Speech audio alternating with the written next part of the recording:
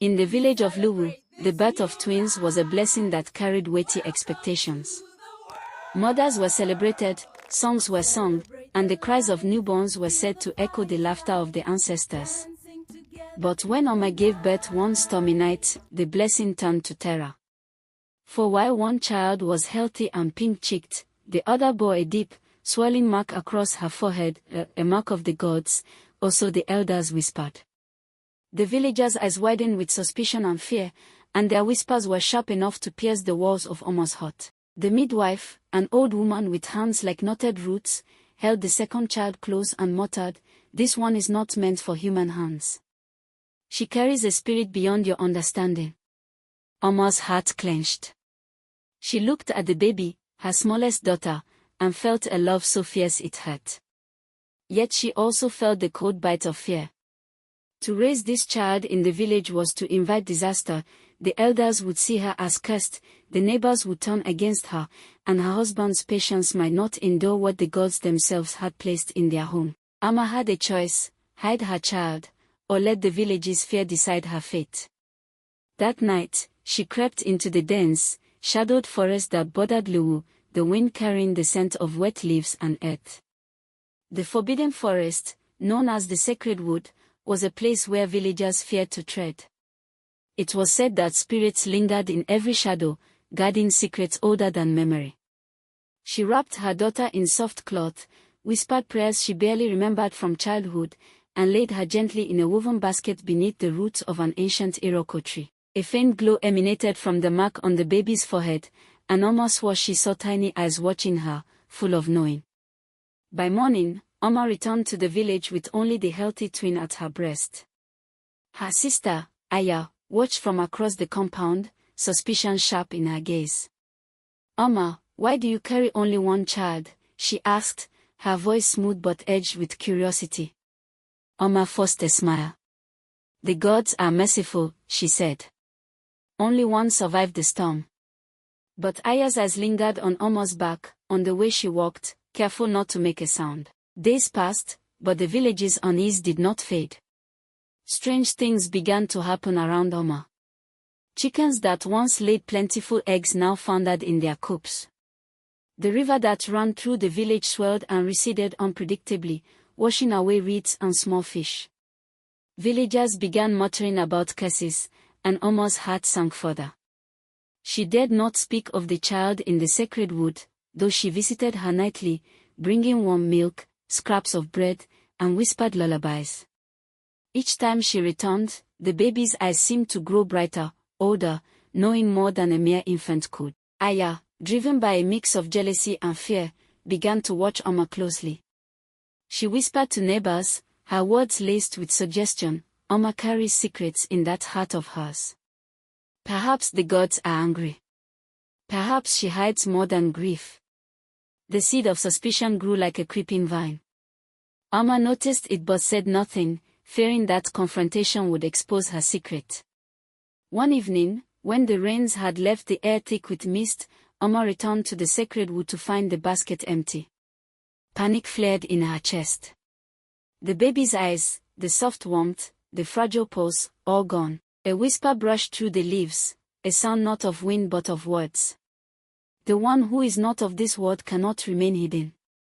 Oma's knees buckled.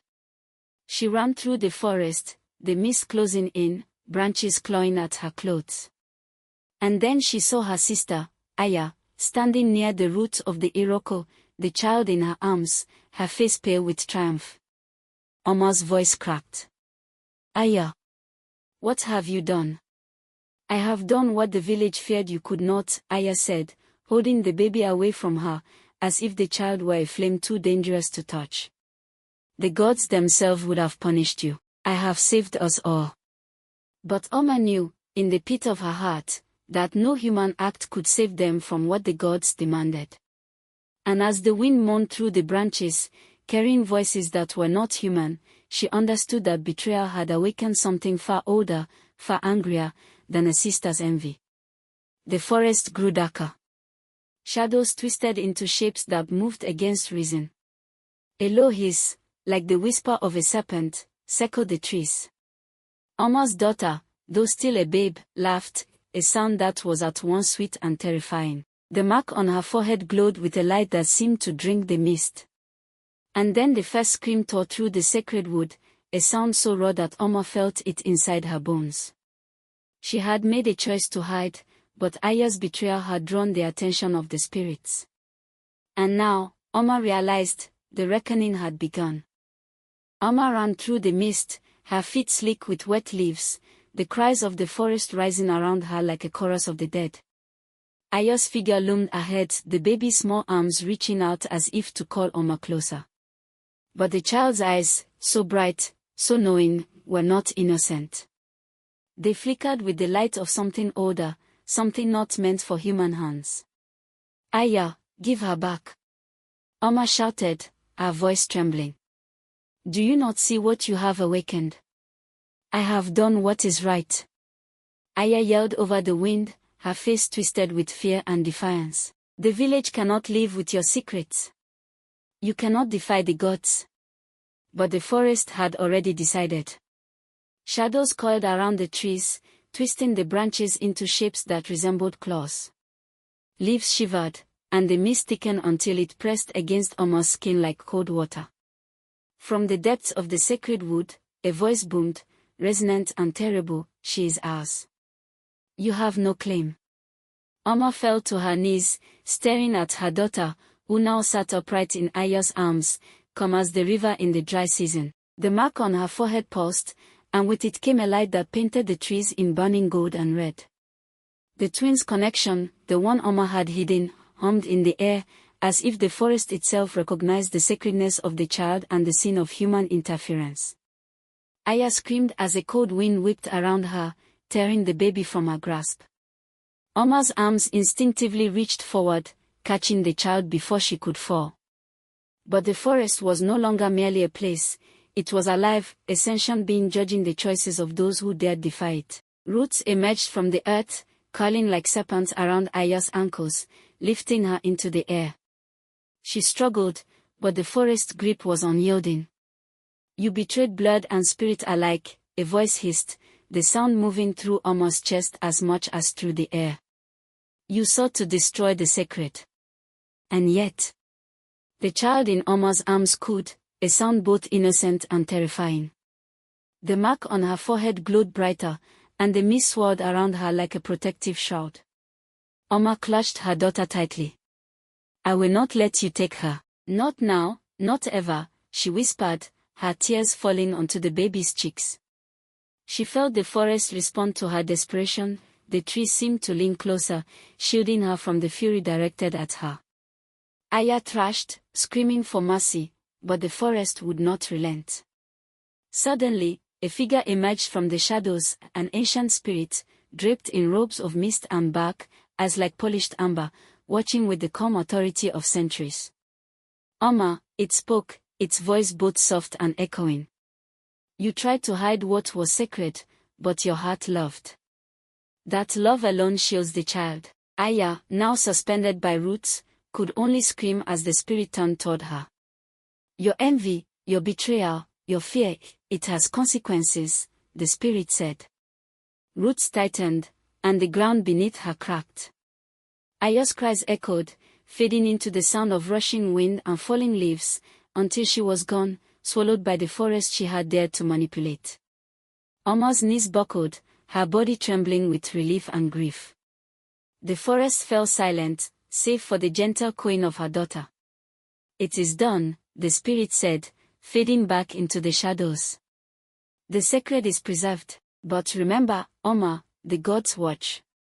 Choices made in fear can have shadows that stretch longer than your life. Oma rose slowly, holding the child close to her chest. The storm clouds over the forest parted, and rays of sunlight pierced the mist. She walked back toward the village, the baby resting safely in her arms. The villagers watched from the edge of the sacred wood, wide-eyed, sensing, but not understanding, the encounter with powers far beyond human comprehension. Back in her hut, Oma fed her daughter and held her other twin close. She whispered prayers of gratitude to the ancestors, knowing the forest had forgiven her heart, though it would never forget her fear. The mark on her daughter's forehead seemed to shimmer in approval, a reminder that the sacred could be preserved through courage, love, and truth, even when betrayal tried to destroy it. Years passed. The twins grew, each strong and clever in her own way, but the child of the sacred mark carried a presence that made the village wary. She walked lightly on the earth, and water would part beneath her feet, as if acknowledging her connection to the divine. And Oma, forever vigilant, understood that love and sacrifice could shield the innocent, but the shadows of betrayal, even by blood, could leave scars that lasted generations. Oma's heart, once heavy with fear and secrecy, finally found a fragile peace. The sacred forest had taken, punished, and restored, and in its quiet majesty, she had learned the truth: nothing that is sacred can be hidden without consequence, and only a pure heart can protect the gift of life even against the shadows of human envy.